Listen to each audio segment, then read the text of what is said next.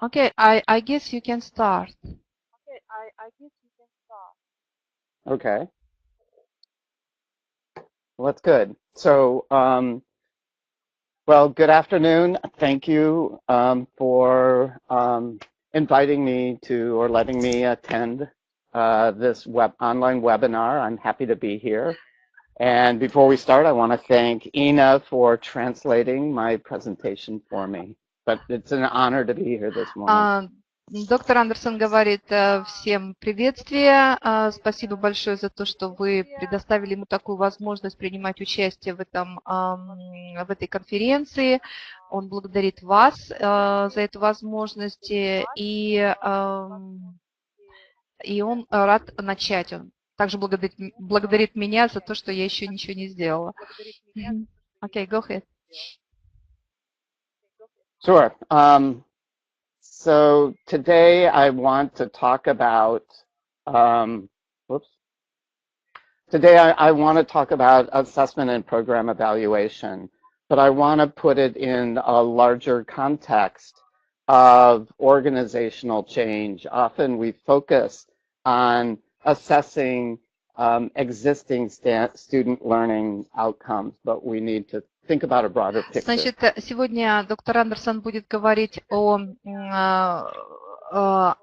оценке программ в сфере высшего образования, и он хочет как бы предложить более широкий контекст для того, чтобы, значит, то есть он посмотрит на эту тему с точки зрения более широкого контекста.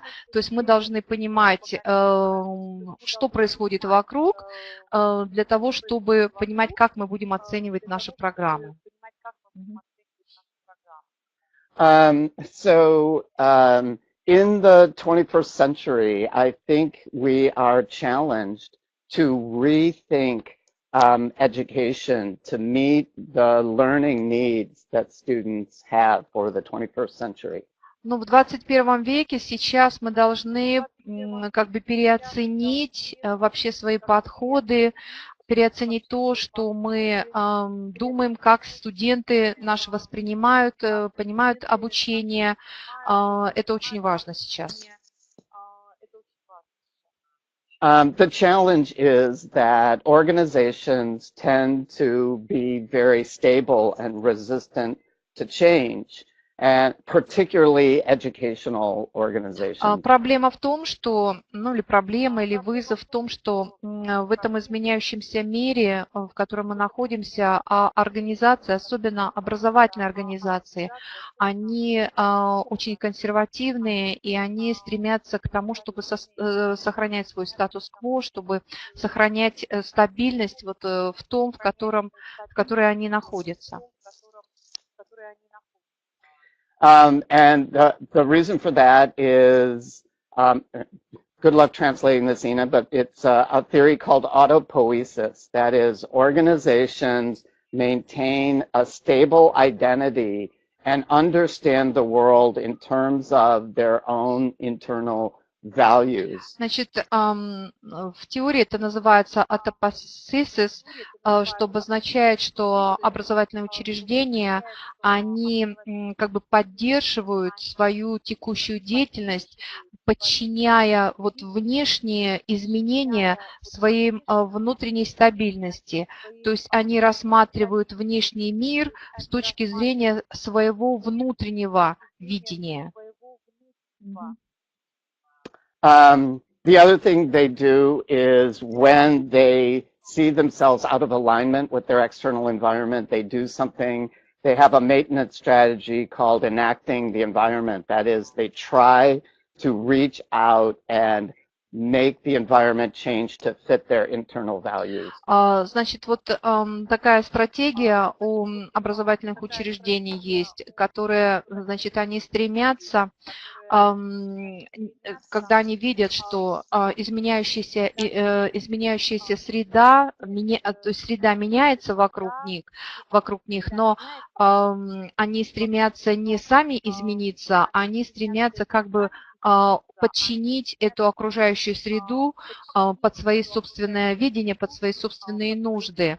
То есть подчинить как бы среду себе, а не самим измениться в соответствии с изменением среды.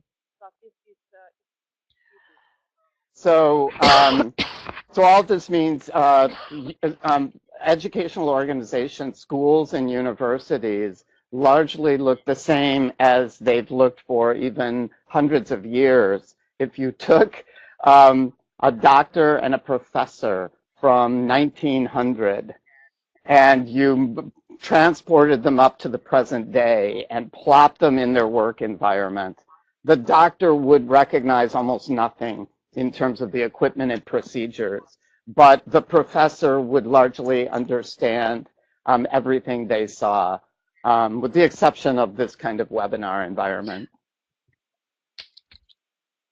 Дэвид говорит, что на самом деле вот эта система образовательных учреждений, как высшего образования, так и среднего образования, очень консервативная и малоизменяющаяся, и защищающая свою как бы текущую вот ситуацию или положение, что если даже взять, например, профессора, или, который там 100 лет тому назад преподавал, и поместить его в современные условия, то все в основном будет то же самое. Те же методы преподавания, то же понимание действительности, но за исключением, может быть, вот таких технологий, которые мы сегодня используем. А так, в целом, как бы за 100 лет практически ничего не меняется в основном. But fortunately, through complex systems theory, we're starting to understand how to change complex systems like educational organizations. And you do that by finding key places to make changes. They're called positive feedback loops, and they lead to what are called butterfly effects. That is, small changes lead to large differences. Ну вот, как бы к нашему счастью, мы сейчас все больше понимаем или воспринимаем, есть такая теория, значит, комплексных систем, сложных систем, которая помогает нам понять, каким образом проводить изменения, каким образом разрабатывать стратегию изменений. И в рамках вот этой системы, в рамках этой стратегии есть так называемый позитивный, негативный фидбэк или обратная связь, и также эффект бабочки, когда что-то маленькое, небольшое, так как взмах крыла бабочки может привести к большим изменениям в организации. So I'm going to sort of talk about two strategies that we need to do to rethink change. One is scanning our external environment to understand it, and then approaching new, using more complex and comprehensive ways of doing program evaluation and student assessment to address this. Do you want to change slide, or this slide is fine? Значит, доктор Андерсон будет говорить о двух составляющих, как бы большая среда, большой environment, внешняя среда и внутренняя институциональная или организационная среда, в которой организации находятся.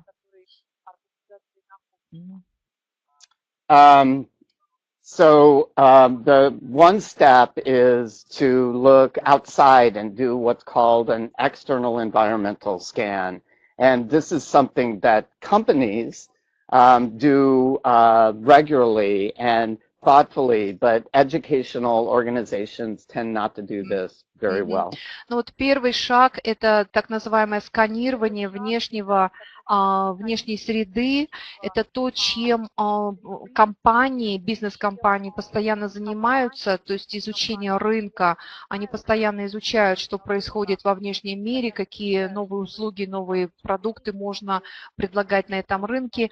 Образовательные учреждения не сканируют, они в основном не занимаются этим, они не концентрируют свое внимание на внешних изменениях.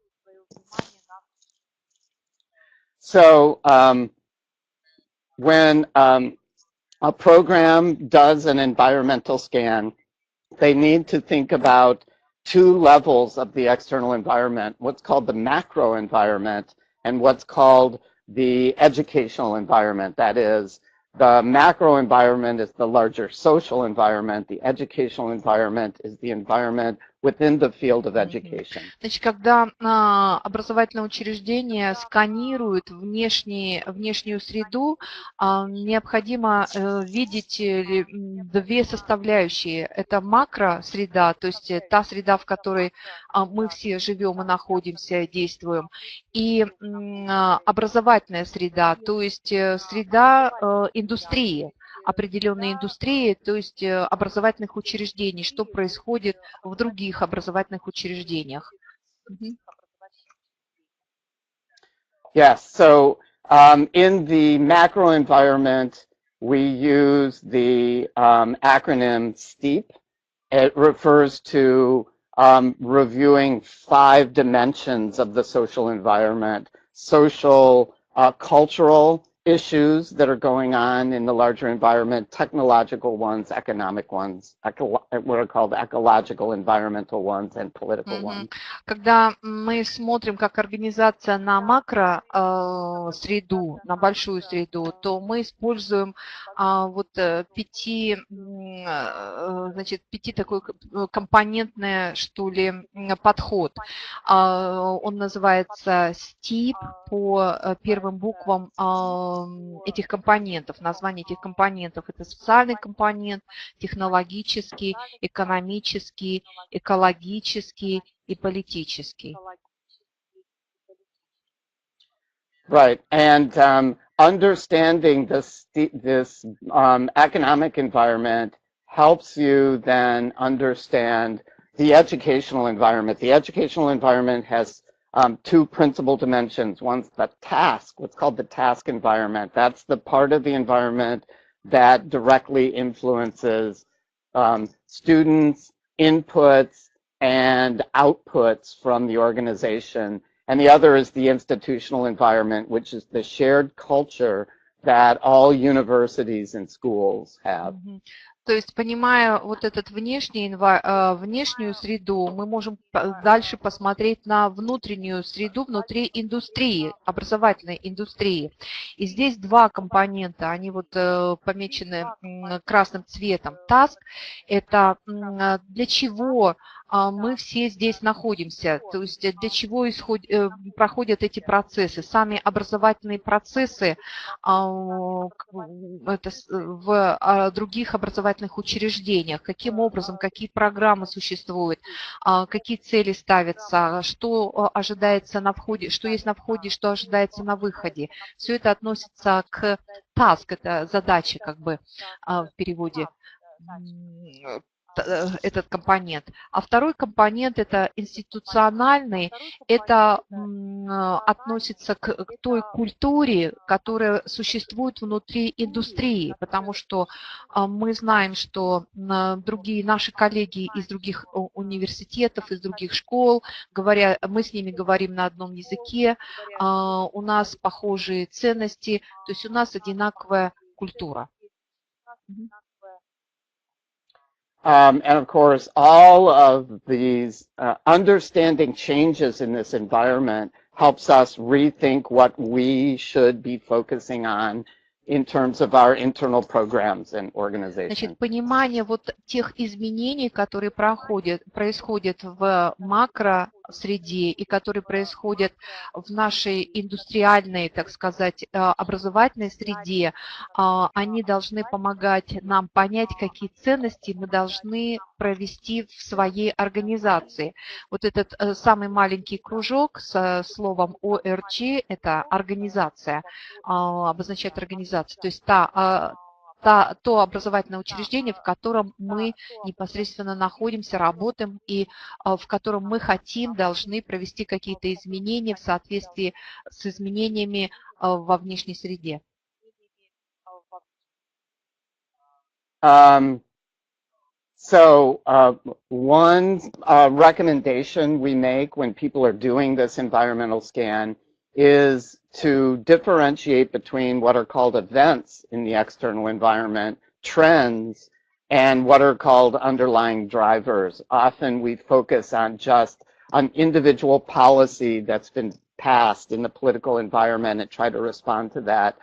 But what you want to do is look at longer-term trends and understand the drivers, the issues that are driving those trends, and make changes based on a deeper level of analysis. То есть, когда мы сканируем окружающую среду, мы должны фокусироваться не просто на отдельных каких-то событиях, которые происходят вовне. Вот ивент на верхушке пирамиды – это отдельное событие. Но мы также должны понимать тренд, то есть те группы тех событий, которые происходят, то есть что в целом происходит и что в самом низу пирамиды, что ведет к тому, что это происходит, что является драйвом, что толкает, что провоцирует, что создает условия для того, чтобы происходили эти события. Okay. Once we do that kind of external trends, what most institutions in the U.S. do is a strategic planning process. And the most common approach to doing that is what's called a SWOT analysis. That is, you identify internal strengths in your program given the environmental scan you've done. You identify weaknesses in terms of internal weaknesses in terms of your program. You look at opportunities that are presenting itself in that external environment and threats. And you come up with a set of strategies that address each of these cells. То есть в Америке университеты в основном, когда они занимаются сканированием после того, как они сканируют внешнюю среду, они разрабатывают стратегический план, делают стратегический план, и этот план называется SWOT анализ. То есть они анализируют в верхней части S, это силы, внутренние факторы, это свои сильные стороны. W – это weakness, это значит свои слабые стороны. Потом они с левой стороны, O – это opportunities, значит, те возможности, те как бы открывающиеся возможности, которые существуют, которые возникают во внешней среде. И буква T, значит, это угрозы, которые тоже возникают во внешней среде. То есть вверху идут внутренние факторы, а с левой стороны прописаны внешние факторы, а внутри это та стратегия, которая разрабатывается с учетом внешних и внутренних факторов, те стратегии, которые, значит, университеты или образовательные учреждения разрабатывают.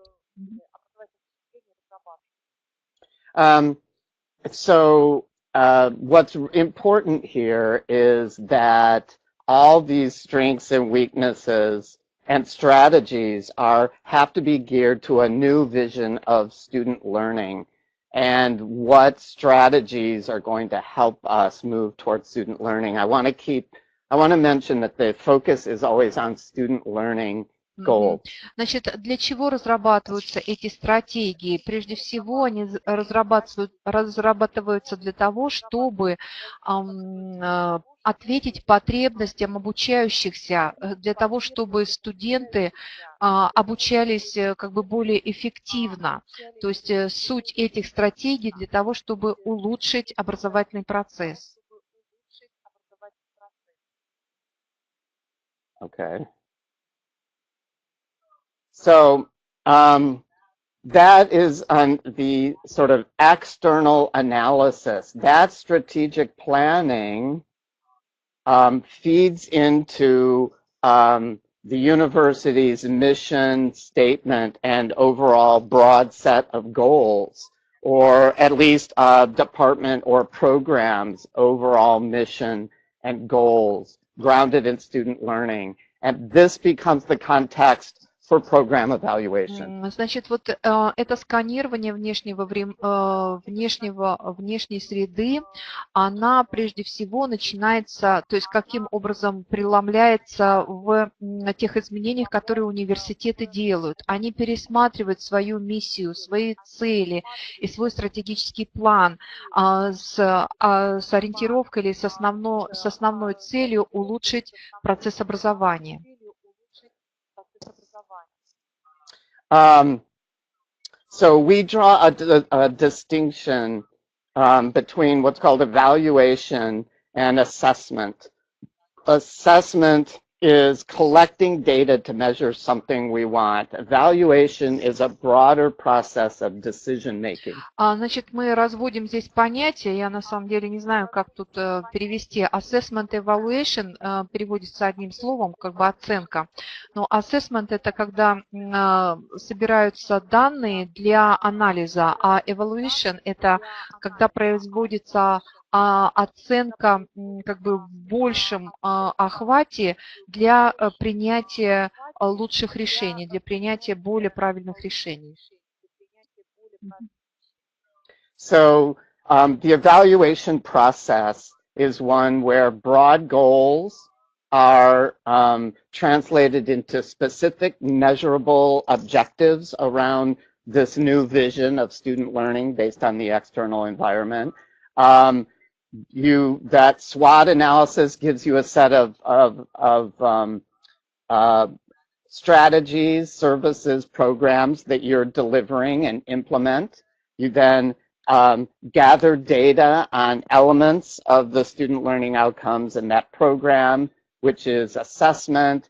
You analyze that, report it out, and based on those results, you make decisions about changing your program. Но если вы посмотрите вот на этот слайд, он называется The Evaluation Cycle, то есть слово evaluation это как бы общий процесс анализа и оценки вот того, что делается, что происходит, а assessment это вот ниже, это более конкретный сбор данных для измерения конкретной эффективности. То есть вот процесс начинается с того, что определяются новые критерии для успеха, то есть что нам нужно изменить в нашем образовательном процессе и какие критерии мы установим. Затем идет имплементация, то есть использование, применение, когда разрабатываются и применяются, используются, уже внедряются самые программы и услуги. Потом идет процесс оценки, то есть сбора тех данных, по которым оценивается результат, эффективность данного процесса. И затем идет подготовка отчетов, оценка результатов для принятия нового решения. So, Ina, this is a question for you. Did you talk about first and second order? I saw you had Chris and Gareth. Did you talk about first and second order, single and double loop learning? Yeah. Well, so as a side, and I'll probably come back to this, on this diagram, there's something called single loop learning, which leads to first order change, which is this inside circle. But there's also double loop learning, second order change, when you move out, reconsider your mission statement and make broader, deeper changes. Ну, вот здесь вот то, о чем я говорила в своей презентации, то есть то, что я только коснулась, это такие понятия, как бы одна петля изменений и двойная петля изменений, я так буду, наверное, переводить. То есть, когда мы имеем одну петлю изменений, вы видите вот в этом, это круг. Can you show again the circle for single loop learning? Дэвид сейчас покажет вот что. It's that inside Yeah, one. I want you to show because I cannot show the same. Probably, I don't know. Вот он показывает вот это. It's yes. this one. Да, you да, see? да. Хорошо. Good.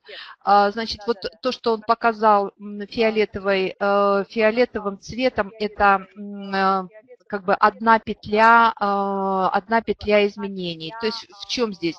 Здесь просто суть в том, что мы изменяем внутри программы, мы делаем оценку самой программы, мы делаем изменения, мы опять разрабатываем как бы новую программу или вносим изменения в нашу программу, осуществляем ее, опять собираем данные, опять делаем изменения, мы как бы варимся в своем соку, улучшая нашу программу, но мы тем не менее в одном и том же как бы месте, топчемся на одном и том же месте.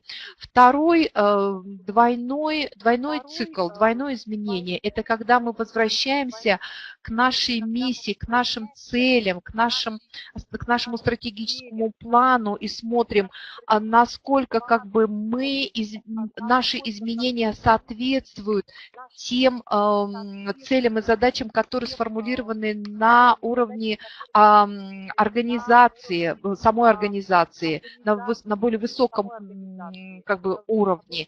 На том уровне, который формируется на основании сканирования внешнего environment, внешней среды.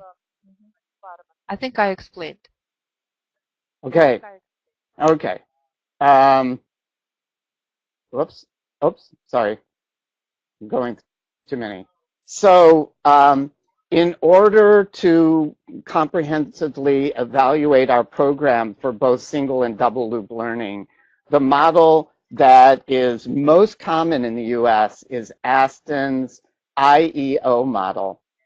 And I stands, it means that we analyze at least 3 parts of our program, what are called inputs, what's called the internal environment, not the external environment, but the inside environment, and what are called outputs.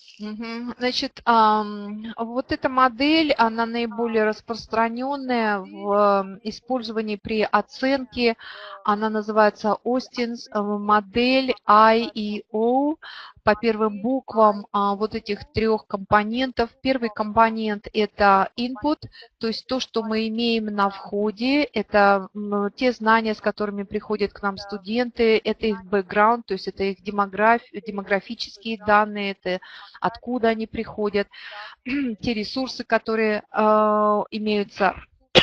Затем буква И – это environment, это среда, но это имеется в виду внутренняя среда в образовательном учреждении.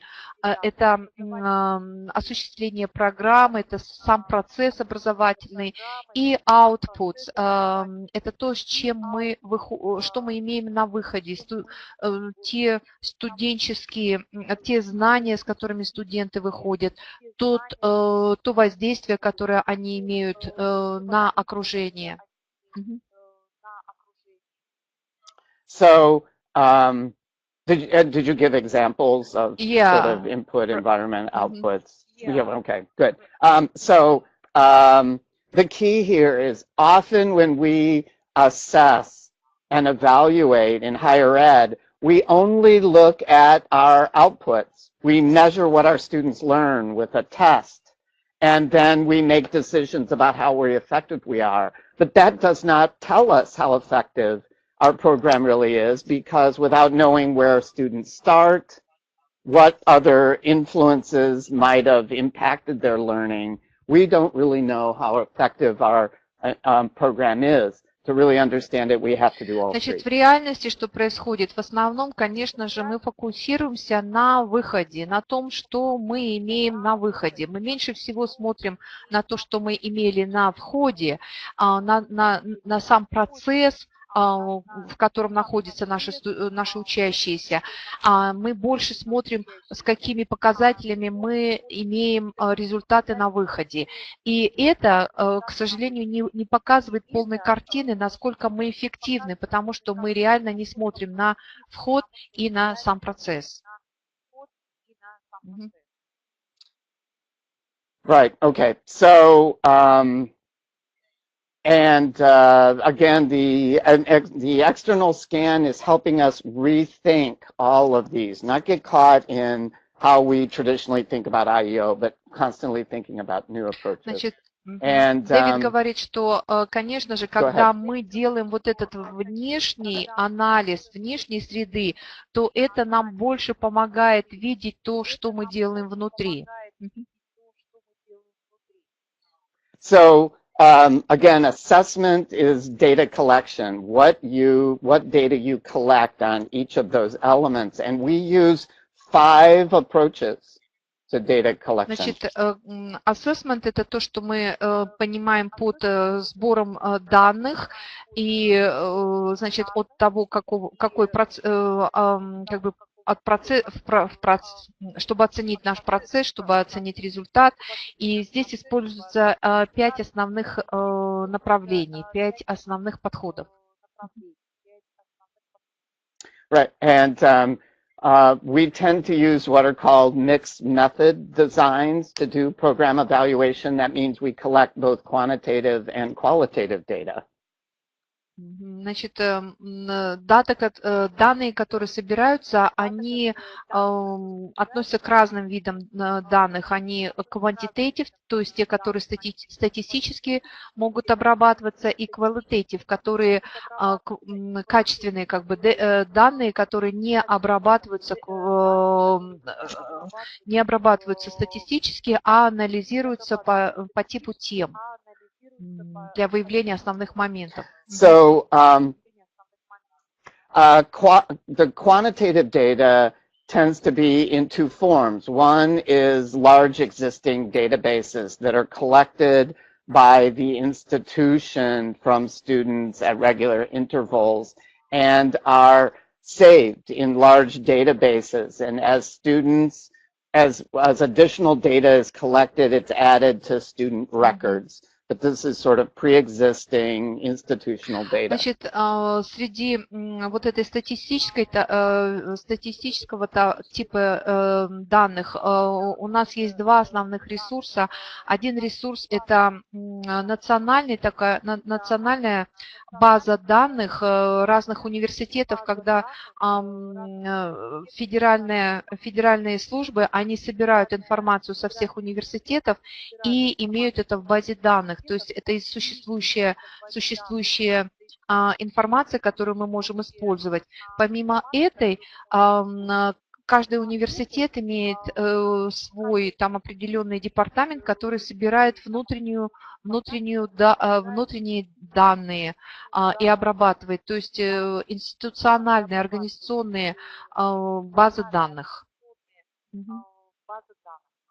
The other kind is that tends to be very general data about students and gives us information about inputs, like student background information, and in some cases, student outputs in terms of GPAs or standardized test scores. But some of the data has to be specific to the program. And the quantitative data collected about the program is typically done through surveys. Значит, ну вот это существующие данные, которые собираются на федеральном уровне, на уровне университетов отдельных. Это в основном как бы данные, касающиеся того, какого рода студенты обучаются, откуда они пришли, с какими и какие показатели у них есть на выходе. То есть это общего плана данные.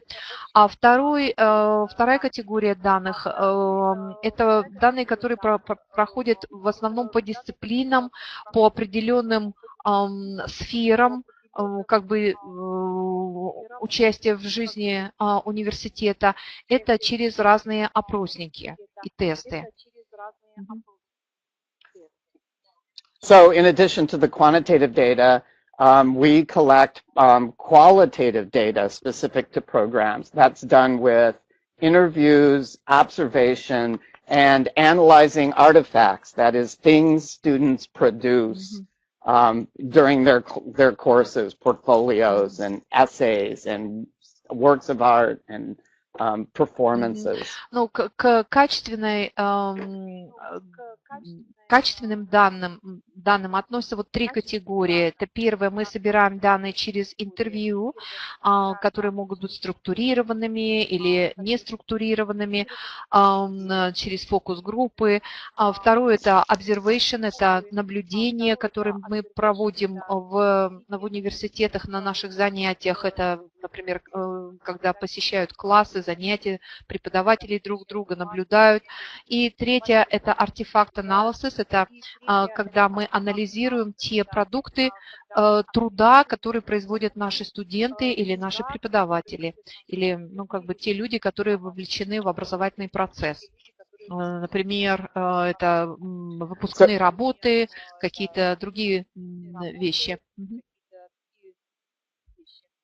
Again, the key here is all of this data is linked together and covers all parts of IEO, I, E, and O, because the key here is analyzing the program by connecting all these elements together. Значит, суть в том, что вот все эти виды сбора информации, они относятся к вот этой модели IEO, то есть input, environment и outputs, и помогают нам как бы это самое наполнить или понять содержимое вот этой нашей составляющей нашей модели, чем она наполнена. For example, we use what are called rubrics, scaling scores for observations and artifacts that generate numbers that then we connect to the quantitative data that we collect elsewhere. Ну, например, для анализа артефактов, то есть тех работ, которые выполнены, например, студентами или преподавателями, мы используем так называемые рубрики, по которым мы переводим, оцениваем эти артефакты, эту качественную информацию в количественном порядке, то есть мы им присваиваем какие-то рейтинги, номера, и переводим это в количественное, в данные, которые обрабатываются статистически.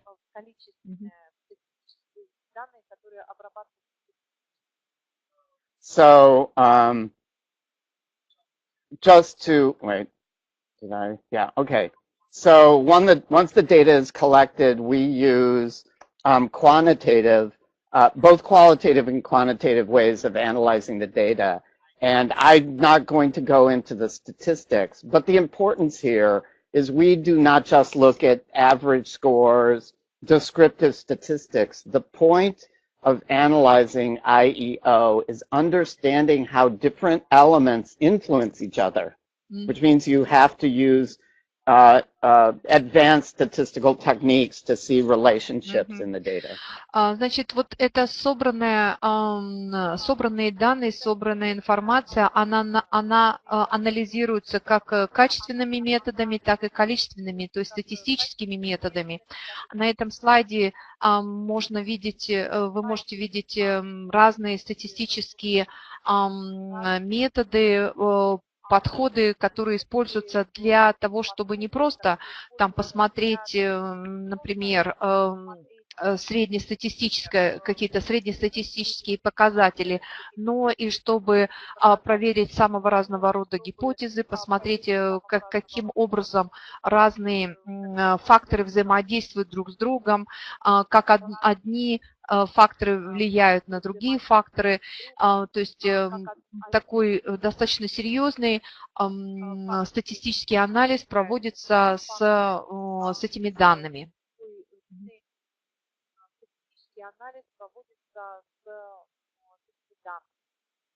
Yeah. And in terms of qualitative analysis, you tend to use two techniques, coding and memoing. Coding is coding up transcripts. Memoing is journaling and making notes.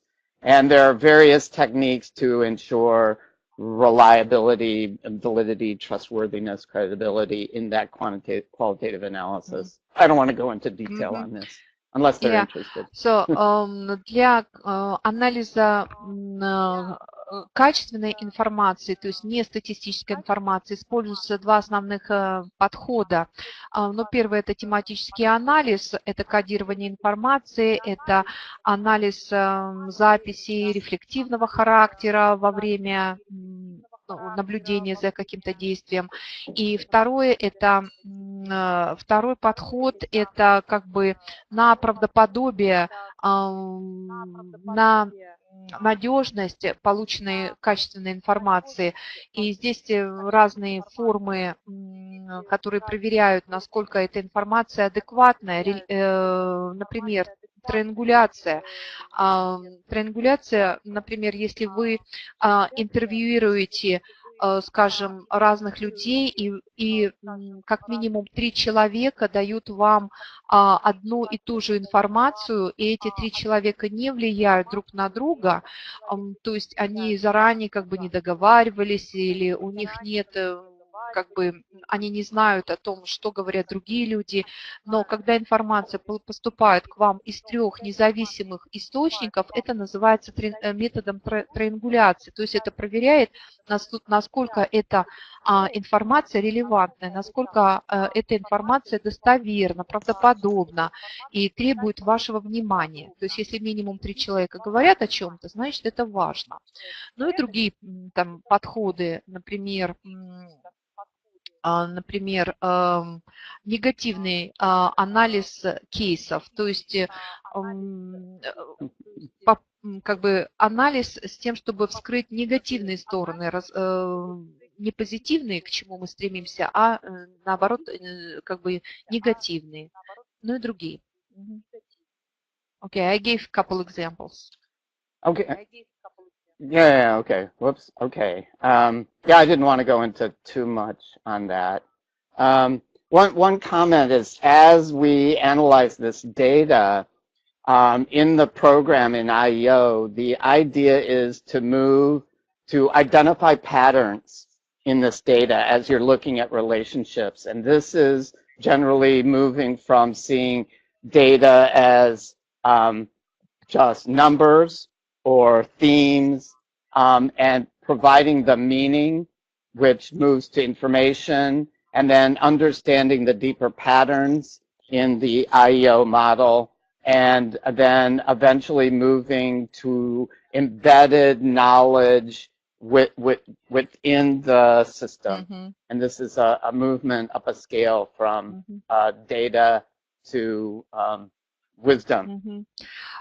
Ну вот этот слайд показывает, что анализ этих данных, он проводится не просто как бы сам для себя, а с целью получить вот эту, ну, наверху, вот по стрелкам, слово wisdom, это значит какая-то мудрость, то есть от информации к знаниям, от знания к пониманию каких-то важных принципов. То есть мы анализируем качественную статистические данные для того, чтобы переработать это в более серьезное знание, в более обобщенное знание и прийти к пониманию каких-то важных принципов. Right. The key here is understanding connections between all of the data. It's about understanding our programs as systems, not just as discrete accomplishments. Значит, здесь важно вот это connectedness, это значит то, что все эти кусочки данных, они связаны друг с другом, они влияют друг на друга и как бы и дают нам лучшее понимание этой системы в целом. Okay, so I'm going to skip the ladder of inference. Okay.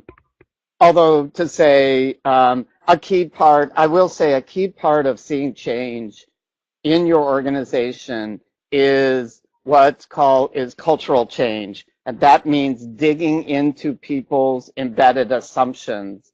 And to do that, we need to understand how we think about our programs and how we make sense of our programs. And we use a tool called the ladder of inference. Значит, I don't know, this might be too complex. Окей, значит, идея такая, что для того, чтобы провести реальное изменение в наших организациях, мы должны как бы изменить свое собственное представление, потому что мы являемся частью организации, и, соответственно, мы несем все вот эти мы сами являемся носителями всех этих убеждений, предвзятостей, которые свойственны вот, нашей организации. Поэтому необходимо пройти как бы качественное изменение тех собственных взглядов или качественную оценку собственных взглядов, которую мы имеем. Для того, чтобы менять что-то в организации, мы должны изменить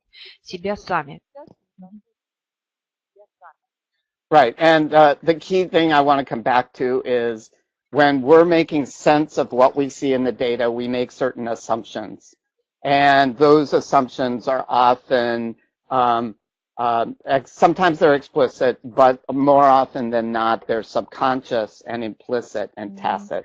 Ну, когда мы делаем наблюдения, когда мы, в общем-то, смотрим на этот мир, на то, что происходит, мы делаем свои assumptions, это, то есть умозаключения или предположения о том, что происходит, или наше понимание того, что происходит.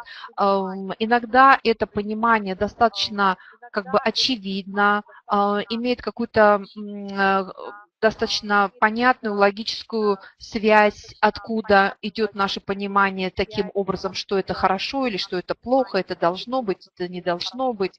Ну, как пример, например, вот если брать нас, там, советских людей, в наше советское время, если что-то там, например, что-то продавалось, то есть покупалось дешевле, продавалось дороже, называлось спекуляцией, да, и нас родители воспитывали, что спекуляция – это плохо.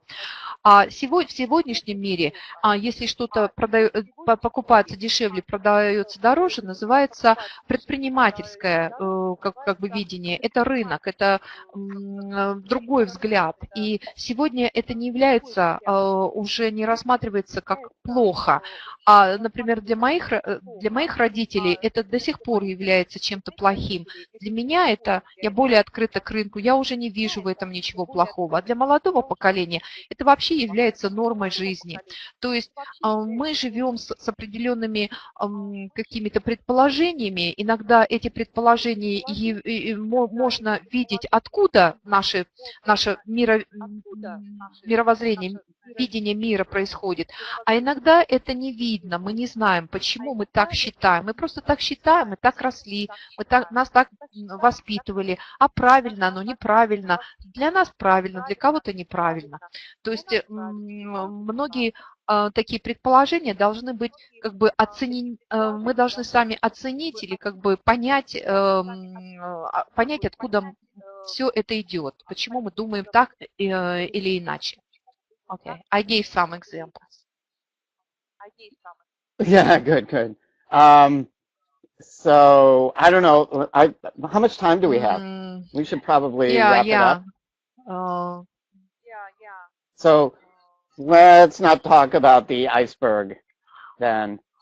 You know, I was going to talk about double loop learning and all that, but we should skip it, right? We don't have time. I don't know. It is important, actually. this easy to understand. Maybe you should talk a little bit. Okay, I mean, I know it's something in your wheelhouse. Okay, but you can explain to them. So when we think about cultural change, it's all three levels: artifacts, beliefs, and assumptions. And what I want to focus in, we just talked about assumptions. It's that it's changing those assumptions that are at the bottom of culture that make a difference. And I don't know if you know this, but single loop learning is just up here. Changing people's values and beliefs is often called double loop learning. And the term now is this is triple loop learning. When you change unexamined assumptions, the assumptions they can't even see. That's triple Значит, loop. вот эта модель, разработанная Шайном, называется айсберг культурного изменения, изменения как бы модели мышления. Она вот делится на три части, то есть то, что мы видим на поверхности, это то, что мы видим, называется уровень артефактов, то, что мы можем почувствовать, то, что мы можем как бы потрогать. И когда наши изменения в нашей организации осуществляются на самом верхнем уровне, который на поверхности, это как раз вот первый уровень изменений. То, что под водой спрятано, вот верхний уровень под водой, он называется как бы связанные поддерживающие убеждения. Это значит то, что мы понимаем, что есть правильно, что есть неправильно, что есть хорошо, что есть плохо. Когда происходят изменения на этом уровне, это уже будет болезненно, потому что первый уровень изменений, он не болезненный, второй уровень изменения, он более болезненный, потому что подвергаются сомнению ваши представления или наши представления о том, что есть хорошо, что есть плохо, что есть правильно, что есть неправильно. А третий уровень изменения, это касается тех внутренних глубоких убеждений, которые подразумеваются, но которые как бы непонятно, почему мы так вот считаем. Мы верим, что мир должен существовать и работать вот таким образом. А почему он должен, мы даже не знаем. Просто мы так вот росли. И вот когда мы как бы создаем проблемную ситуацию для себя и задаем себе вопрос, а правильно ли мы как бы считаем, а верно ли вот наши самые глубинные представления о жизни, если мы их подвергаем сомнению, то происходят изменения третьего уровня, и они наиболее серьезные. Поэтому для того, чтобы изменить организацию, на самом деле нужно изменить свое понимание организации на всех уровнях и понимать, что изменения на самом верхнем уровне, они реально не дают ничего или дают очень мало. Okay, I went through. Yeah.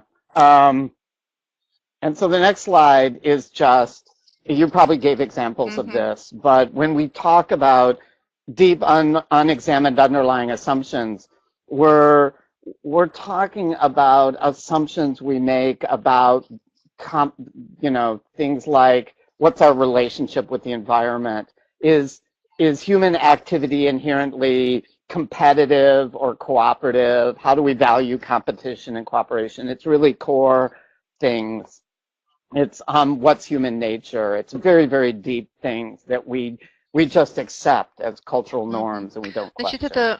And I don't think you need to go through all these. Окей. На этом слайде просто перечислены вот те примеры тех вот самого нижнего уровня предположений, убеждений, с которыми мы живем. И, значит, это наши отношения с внешним миром, наше понимание того, что такое человек, что он из себя представляет, человеческая натура, какие должны быть отношения между людьми и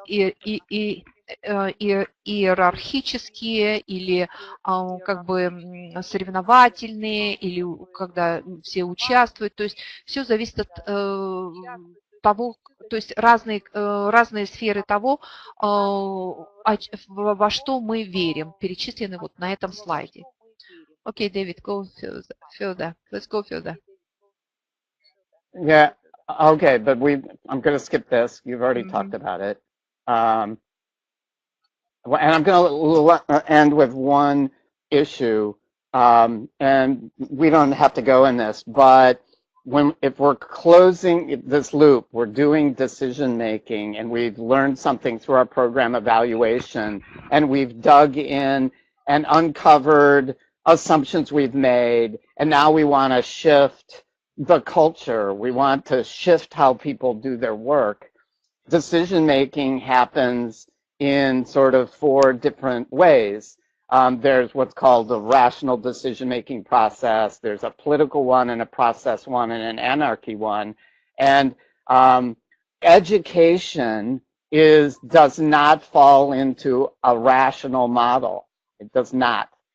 We are not in a situation where rationality is the dominant value. That happens when we have clear agreement on goals and clear agreement on procedures, and that tends not to exist in education. We tend to exist in what's called an anarchy model or a garbage can model. And that, like that complex system argument I gave at the beginning, makes change really difficult. A garbage can decision-making environment. Значит, вот как бы когда мы анализируем все наши внутренние представления о том, как образовательная система должна работать, как образование осуществляется, случается в этом мире, мы можем использовать вот эту модель с 4 такими составляющими, которая показывает, как решения принимаются в разных организациях. И здесь перечислены, значит, компоненты, здесь разные компоненты принятия решений, такие как рациональная модель, как политическая модель, как модель процесса и анархическая модель. То есть мы в образовательном мире, в образовательных организациях не принимаем рациональных решений, потому что это не является как бы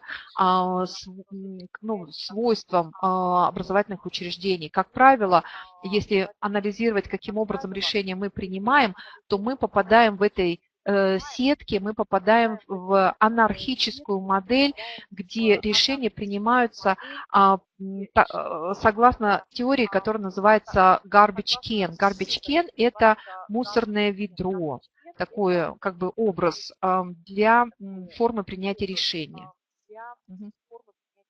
Do you want to speak a little bit about the garbage can sound? Well, just tell them it sounds very negative. At least I don't know what your translation sounds like, but it sounds like a very negative thing, and it's actually not. It's just the reality of how decision processes work when our goals are complex and ambiguous, and our methods and how they lead to those goals are uncertain. We're never sure. And the IEO model helps us become more rational, but the reality is we will never be fully rational, and we have to realize that there's an element when you're reporting out your data that is going to be, you're in a larger garbage can environment. Пару слов буквально, чтобы описать немного эту модель принятия решения, которая называется, как Дэвид говорит, она звучит несколько негативно, но суть ее в том, что это как бы часть реалий, это реалии, в которой мы живем и в которой мы принимаем решения. То есть в чем суть этого garbage can? В том, что у нас ограниченное время, как правило, в организации, когда мы принимаем решения, очень много факторов влияют на это. Первое, или одно из важных, это то, что у нас обычно ограниченное время. У нас есть определенные временные рамки, в течение которых мы должны принять то или иное решение, и решение зависит, как правило, от факторов, которые от нас не зависят. Проблемы. Организация испытывает конфликт разных проблем с разных сторон, потому что, если смотреть, то, например, кто вовлечен в процесс принятия решения? Те люди, которые имеют какую выгоду от принятия того или иного решения имеют люди и какие люди. То есть наши студенты выигрывают или не выигрывают, наши администраторы или преподаватели, или какие-то другие люди, которые вовлечены в этот процесс, они идут со своей как бы силой, то есть у кого больше силы в принятии решения, у кого больше каких-то интересов, заинтересованности в принятии решения. И мы как бы выдаем те решения, которые в угоду кому-то. И совершенно не значит, что они обеспечивают улучшение образовательного процесса. Поэтому эта модель принятия решения называется вот так, вот как бы мусорное ведро, в которое как бы сброшено все разное, что вовлекается в прием решения. Yeah, we have to wrap up. So, yeah, I have two more. And you don't have to go through all these, but so when you are reporting out and engaged in a decision-making around your program evaluation, faculty and administrators in higher education, because they want to maintain what they've always done, use a set of tactics to resist change. This happens in this political garbage can model. They do a series of tactics to try to resist findings and undermine them. There's rationalization and passing the buck, and a set of them. You don't have to go through all those. But program evaluators need to be prepared to counter these these obstructionist approaches. Значит, когда мы принимаем решение, вот при оценке наших программ, то это нормально, что люди с целью как бы защитить вот себя и свою комфортную зону препятствуют и используют различные тактики. Вот, например, второе, под номером 2 мне очень нравится, потому что это обычно мы часто наблюдаем, что, например, если кто-то, то есть в какой-то ситуации, проблемной ситуации виноват кто-то, но не я. Это перекладывание ответственности на чьи-то другие плечи. То есть вот это одна из тактик, которая используется часто в образовании для того, чтобы защитить как бы статус-кво. Или, например, под номером 3, что вот это все очень сложно, и поэтому давайте как бы мы будем это требует специального времени, это требует других подходов, то это слишком сложно, это нерешаемо. Или, например, я даю вам какую-то статистику, я просто ослепляю вас статистическими данными, произвожу на вас впечатление, я просто убиваю вас вот этими магией этих цифр, и что? То есть это тоже одна из тактик. Или, например, у нас недостаточно ресурсов под номером 6, это тоже очень. У нас нет денег, у нас нет времени, у нас нет бюджета, у нас там плохие учащиеся, у нас бедные родители, еще что-то, ну и так далее. Окей. Okay, and the last slide.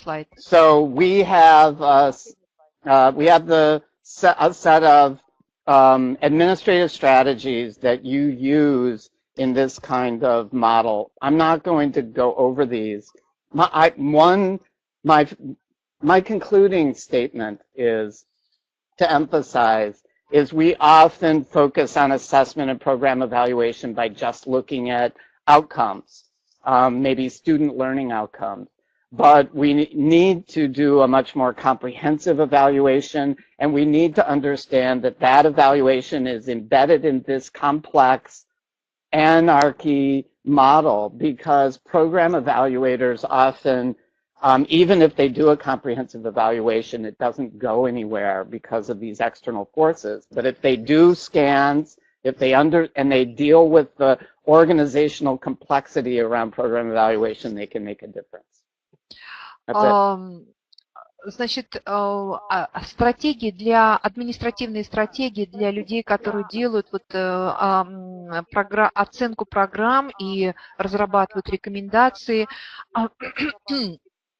То есть очень важно смотреть не только на результаты, которые выдают наши ученики, учащийся университет, но также на сам процесс, на то, что входит. Нужно смотреть на то, как принимаются решения, то есть какое мусорное, так сказать, ведро используется, что используется при принятии решения в данном университете. Необходимо интерпретировать, смотреть на историю, то есть как меняется эта организация в течение времени, то есть смотреть на то, что происходило до этого и что происходит сейчас, есть ли эти изменения. Нужно использовать ресурс тех людей, которые всегда против чего-то, то есть вовлекать их в процесс изменения, не вступать в конфронтацию с ними, а наоборот, значит, вовлекать их в процесс и делать из них как бы соратников, что ли, и быть настойчивым в том, чтобы понимать сложности и препятствия, и тактику, которую необходимо преодолеть. Вот и быть очень настойчивым в том, чтобы как бы проводить свою линию. Ну, наверное, все, потому что, конечно, можно говорить много. Yeah, so I think we are good and we need to let people go. We also have several questions. Yes. So, okay, go ahead. The question I see is this system of assessment is used only in your university or it is spread around the country? It is spreading around the country. Not every university does this as comprehensively as we're trying to do, but it's certainly beginning to be done. Значит, мы стараемся делать все, чтобы у нас была очень такая серьезная оценка, которая учитывает и внешние, и внутренние факторы, внешние и внутренние изменения. И эта система распространяется, потому что, опять, в силу конкуренции на рынке университеты должны выживать, и они для того, чтобы выживать, они реально должны проводить очень хорошую, очень сильную, серьезную систему оценки программ и качества обучения, поэтому в распространении этого подхода, этой оценки университеты заинтересованы. Вопрос в том, что как бы хватает ли времени, ресурсов и настойчивости, чтобы это делать как бы в полной мере разными университетами. So, Ina, one thing, it used to be we would send out surveys, but they would be anonymous because we wanted to protect student confidentiality and anonymity when we collected data. But now, when students go through an activity in a program, we have them swipe their ID card and then respond to a survey, and we get feedback from them on the activities and what they learned and what they thought. And that gets connected into these larger institutional databases. And so that's now becoming more and more standard around the country. So we comprehensively evaluate. Every time we collect data on a student, it gets put into a bigger and bigger database. Ну, как пример, например, сейчас вот с развитием технологий Дэвид рассказывает, что в университетах, когда студенты принимают участие, как пример, в каком-то мероприятии, при входе на мероприятие они сканируют свою карточку, студенческую карточку, и, значит, потом им дается анкета электронная, конечно, и они на своих телефонах на эту анкету отвечают, и вот эта вся информация, она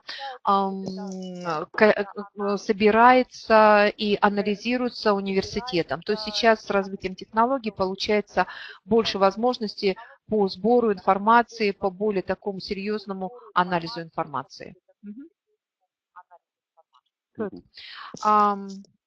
So I think we have to say thank you to people because we are over time, 20 minutes.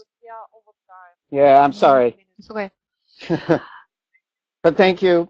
Tell them that I always enjoy sharing some ideas. And I don't have a slide with my email address, but I can share my email if people want copies of my slides or want to ask me any questions. I would be happy to continue the dialogue. Значит, Дэвид говорит, большое спасибо за ваше внимание, за ваше участие. Вот в чате я написала его e-mail, поэтому если у вас есть какие-то вопросы, если есть какой-то интерес, то, пожалуйста, вы можете с ним связываться, и он с удовольствием как бы ответит, поработает, и он очень ценит вот наше партнерство. Большое вам спасибо. So thank you, everybody. Спасибо. So I gave the address, your email address in chat area. I saw that. Okay. Спасибо. Thank you.